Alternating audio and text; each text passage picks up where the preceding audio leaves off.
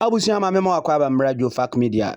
Abusia ye nyina ye beka ya eye nansa ne ye nyina ye tete se eye yewura Ofori Atta a wo ye former finance minister a wadi Ghana sika twitwiri da ye pen Ghana di teni na wadwana kwhye America ye tese ya chi no e wa America adi teni no a wada so da aban kokuma ye de ne court na se ebubo na ye de na ko prison na ye ntia ye nya ye ne ye se ye visa ho nsensem ne na passport ho nsensem bi a ase kululu no monafiki bi baba mu na ene na yewura Dominic Ayine kopie mu ewo Joy News no kopie mu no wa chire mu kwan ye fa so a yewura Ofori Atta kopie mu America no kwan ye fa so a ye revoke ne visa no na nya say ebia awu no renew no ya revoke no na busua mempese mekane nya no mechirechire mu nchi no mom yanko tie yewura Dominic Ayine a wo ye attorney general yanko tie ensema waka afa yewura Ofori Atta former finance minister ho na busua ansa na yebekwa akotie no ha edo fact media subscribe like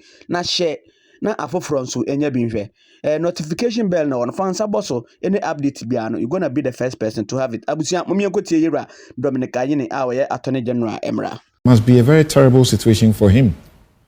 Well, okay, so you know that even from day one, I didn't make this public, but I started investigating Ofori Atta, all right? In fact, in his case, I'm doing it with, some foreign investigators that are tracking, all the offshore dealings and so on, all right? And then, of course, we are also doing our own investigations here.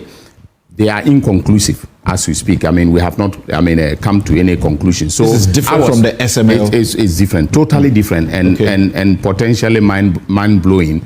But you know that I will not, give any details at this point in time. So I started working with the Americans in respect of Ofori Atta long before OSP, came up with their announcement. Yeah, I started working with them. And I want Ghanaians to know that he just didn't overstay his visa. The visa was actually revoked. So it's not that Ofori Atta, overstayed. So in July, the American government revoked, the State Department revoked his visa, all right? And they gave him up to November 29th of 2024 to leave the United States, okay? He did not. And then that is how come that they, decided they were going to, now pursue him, and arrest him. Actually, the arrest was supposed to occur on January 4th, and they did not do so. But on Tuesday, January 6th, they, apprehended him, in the Virginia area and took him into custody. You're saying this is not exactly about immigration? Yes, it's not exactly about immigration. His visa his visa is not expired. It expires in February. It was revoked. The visa was revoked. I am telling you this on authority. All right. The last meeting that I had with the American authorities was just 3 days ago.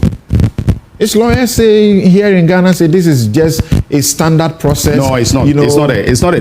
They want to give it that a twist, to make it look like there is nothing wrong. But of course, the extradition request that I sent was in respect of the OSP. Yes, the SML matter. Yes, but I have been working with the Americans diligently on him, and the visa was revoked, and that is how come that he lost his immigration status in the United States. Explain to me, visa is revoked on account of you investigating him? Something I wouldn't want to give any details because we speak with in confidence with the Americans, but this is something that I can publicly confirm that a visa was revoked.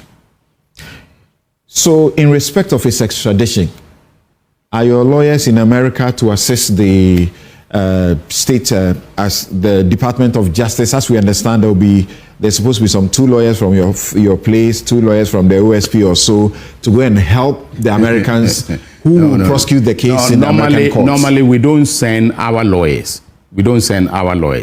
We are represented because we make the request to the American authorities.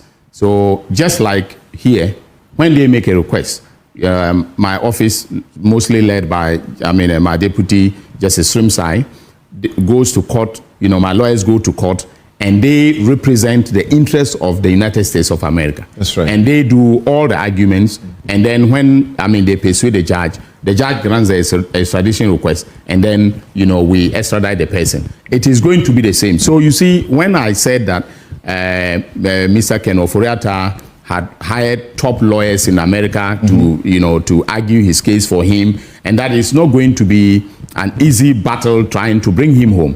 People thought that I was going to the United States to face his lawyers there, and I was afraid. I'm not afraid. Hon.Dominic did a show here where he said a Stanford lawyer, and you are afraid of lawyers in America. I'm not afraid of them. He's not the only one who was unhappy. No, but nobody ought to be unhappy, because John Ashcroft, the former attorney, general of the United States of America, all right, called me and said he was the one representing, Ken Ofori Atta in the matter.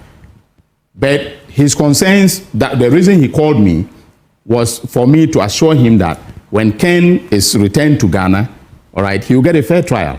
And I assured him of the fact that under this government, and in accordance with Article 19 of the Constitution, his right to a fair trial is guaranteed. No one is going to, Ken Ofori Atta is not he's not the person that will come here and we're going to treat him very shabbily and so on and so forth. He will be accorded due process of law. His fair trial rights will be guaranteed and so on. So I talked with John Ashcroft, but at the time, I could not, including the lawyer, the lawyer who granted the interview. That's right. So there were three lawyers who spoke to me via, a Zoom on that day when they were expressing concerns. Okay.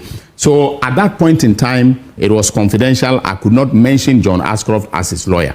All right. But I was simply saying that when you take the fact that he has these top lawyers coming to court in America to defend him, it is not going to be a day's work to bring him home. That's because he will appear before in this current matter. He will appear before an immigration judge.